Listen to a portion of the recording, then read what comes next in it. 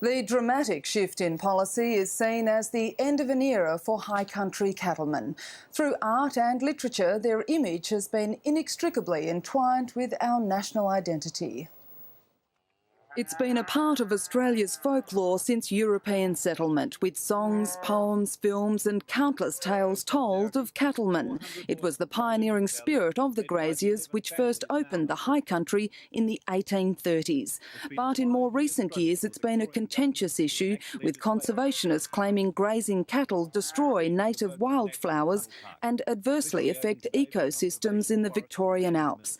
The debate began in the early 1980s as the government back then began moves to protect the land.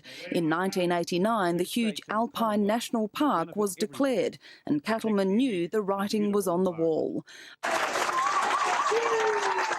Hundreds of horseback protesters claiming the park's creation would lock up the land and eventually deny them grazing rights.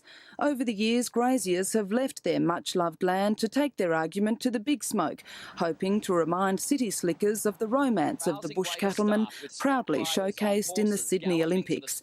They believe grazing in fact assists the alpine environment, reducing fuel for bushfires. They also believe it helps maintain the country's identity.